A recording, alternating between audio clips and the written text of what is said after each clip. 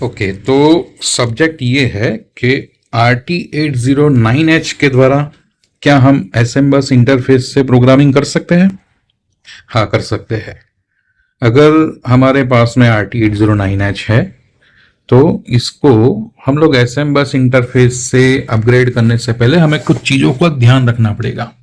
सबसे पहले तो हमें सॉफ्टवेयर अपडेटेड चाहिए, वो मैं आपको सब डिटेल अभी बताऊंगा, लेकिन उसके लिए आपको पूरा वीडियो देखना पड़ेगा। तो बढ़ते हैं आगे कि अगर समझो हमें सीरियल कम्युनिकेशन एसएम बस इंटरफेस से अगर इसको प्रोग्राम करना है तो हमें किन किन चीज़ों के ऊपर ध्यान देना है। बहुत लोग जो है वो प्रयास करते हैं अलग अलग प्रोग्रामर से, लेकिन फेल होते हैं या फिर उनका काम नहीं होता है। तो वहाँ पे छोटी छोटी चीज़ें हैं वो ध्यान में रखने वाली है, तो मैं पहले आपको वो क्लियर कर देता हूँ। एक बात ध्यान में रखिए, आपका जो केबल होता है ना, ये अगर आपने जितना केबल आपने पतला यूज़ किया है उतना रजिस्टेंस हाई रहेगा केबल का, यानी कि डेटा कम्युनिकेशन जो होता है उसके अंदर रजिस्टेंस ज़्यादा लगने के कारण आपकी आईओ बराबर रीड नहीं होगी। तो उसके लिए नियम यह है कि अगर आपके पास में जंपर वायर वाला केबल है तो आप उसको 10 सेंटीमीटर बस इतना ही लंबा उसको रखिए। हाँ, अगर केबल थोड़ा मोटा है तो 15 सेंटीमीटर तक आप जा सकते हो। जैसे कि समझो मेरे पास में स्टैंडर्ड केबल है, थोड़े मोटे केबल है, इसके अंदर रेजिस्टेंस लो होगा।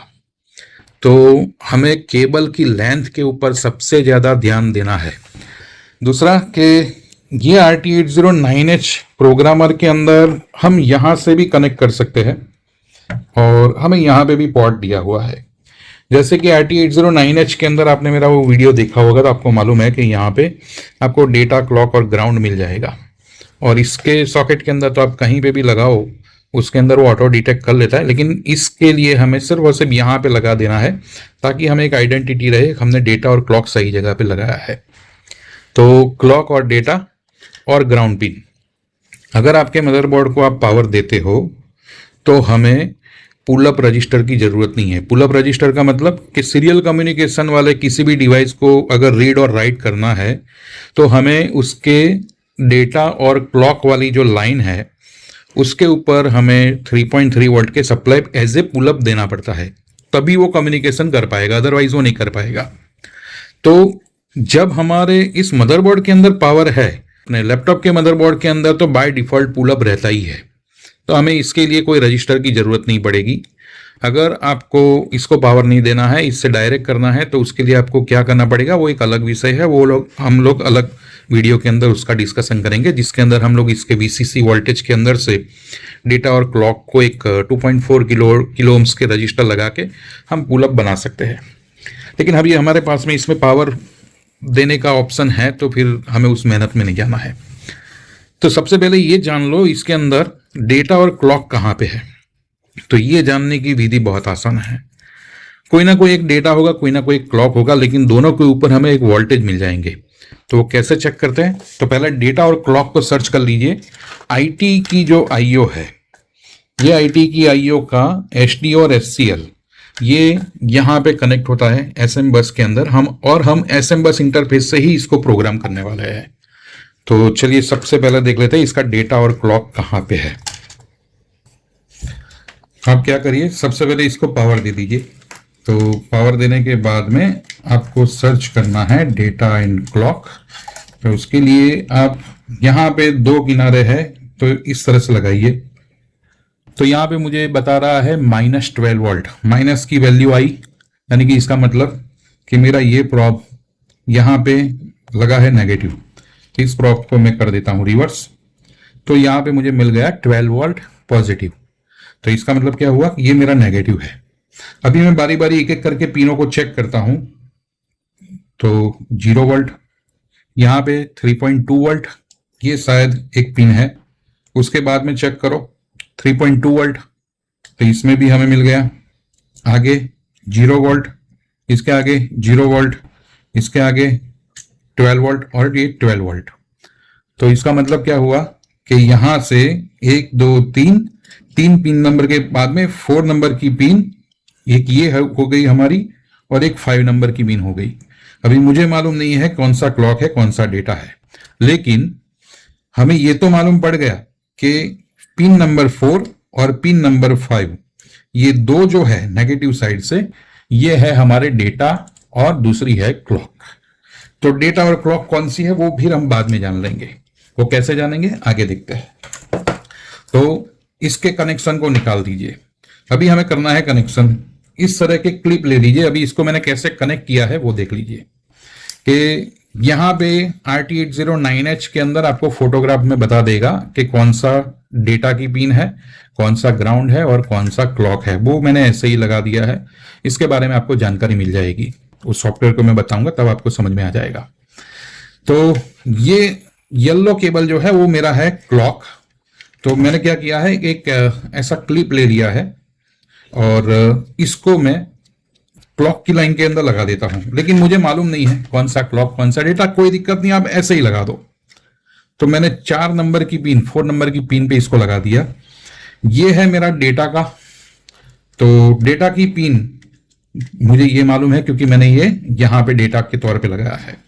तो डेटा की पिन में लगा देता हूं 5 नंबर पे। आप इसको 5 नंबर पे लगा दो। और अभी बाकी रहा ग्राउंड। तो ग्राउंड के लिए कहाँ गया मेरा पिन? ओके, ये है ग्राउंड का। तो चलिए, तो इस ग्राउंड को हम लोग लगा देते हैं यहां पे। तो ये अभी हमारा कनेक्शन हो गया। ये कनेक्शन हो गया। अभी हम लोग चले जाते हैं सॉफ्टवेयर की ओर। तो सॉफ्टवेयर के लिए हम लोग इसको ओपन करते हैं, सॉफ्टवेयर को इस तरह से। अभी सॉफ्टवेयर के अंदर हमें सिलेक्ट करना है एज ए ISP, हमें यहां पे लिखना है। ये स्मार्ट आईडी या फिर ऑटो डिटेक्ट पे नहीं जाना है। हमें सिर्फ और सिर्फ यहां पे जो ऑप्शन आता है इसी ऑप्शन पे लिखना है। तो यहां पे ऑप्शन पे क्या लिखना है, तो आपको लिखना है IT8X SM बस ISP। तो यहां पे SM बस ISP जो है इसको सिलेक्ट कर लेना है। तो फिलहाल जो है मेरे पास में अभी जो ASUS का जो बोर्ड है उसके अंदर 128 की है। तो जैसे जैसे मुझे भी एक्सपीरियंस होगा मैं आपको भी बताऊंगा कि अलग अलग साइज की क्या वो सपोर्ट कर रही है या नहीं है। तो सबसे पहले मैं इसको सिलेक्ट कर लेता हूं।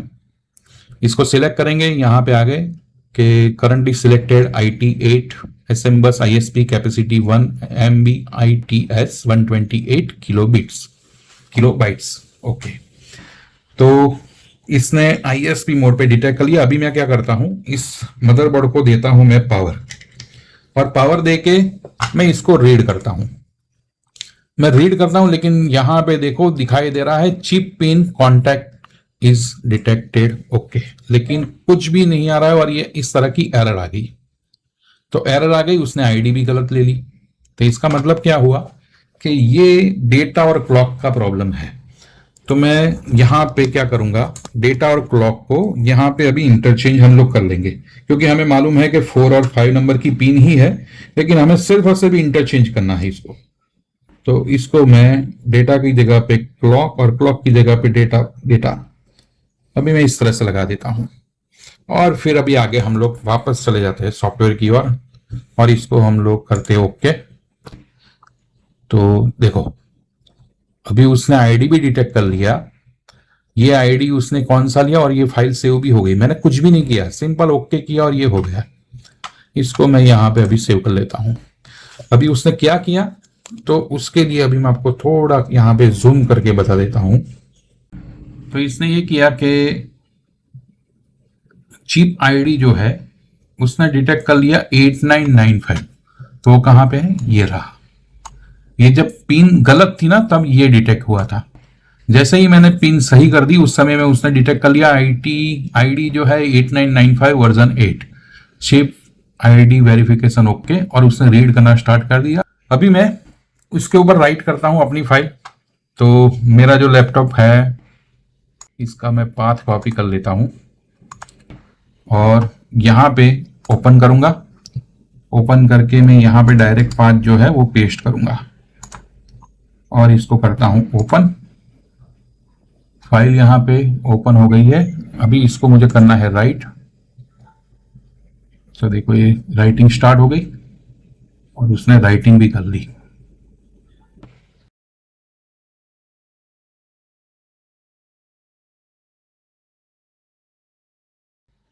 तो ये हुआ प्रोसेस एक एसएम बस इंटरफेस से RT809H के द्वारा रीडिंग और राइटिंग की प्रक्रिया। अभी मैंने आपको बताया था कि मैं आपको पिन कनेक्शन के बारे में बताऊंगा। तो पिन कनेक्शन के बारे में जानना है ना, तो यहाँ पे देखिए इसका फोटो। तो मैंने यहाँ पे एसएम डेटा, ग्राउंड, क्लॉक मैंने इस तरह से लगाया है। मैंने VCC यूज नहीं किया है। VCC इसलिए यूज नहीं किया क्योंकि मेरे मदरबोर्ड के अंदर मैंने बाहर से ही पावर दिया है, तो मुझे इस 2 रजिस्टर की भी जरूरत नहीं है, क्योंकि मेरे मदरबोर्ड के अंदर ऑलरेडी पुल अप वोल्टेज है जो एसएम बस और एसएम क्लॉक को दिया गया है, जो हमने पहले ही चेक कर लिया यहाँ पे मल्टीमीटर से कि 3.3 वोल्ट आ रहे हैं। तो पुल अप रजिस्टर की भी मुझे जरूरत नहीं है। तो मैंने सिंपल 3 ही केबल यूज किए, ग्राउंड, डेटा और क्लॉक, और उसको इस तरह से प्रोग्राम किया। अभी देखते हैं आगे और कितने कितने इसके अंदर IO सपोर्ट करते हैं। जैसे जैसे मुझे एक्सपीरियंस यहाँ पे मिलता जाएगा तो वो मैं आपके साथ में शेयर करता जाऊंगा।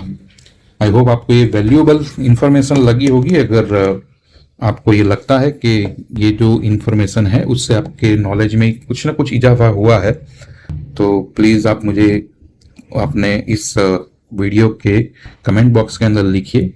अगर कोई क्वेरी है तो भी लिखिए, मैं प्रयास करूंगा उसका उत्तर देने का। Have a nice day. Thank you very much.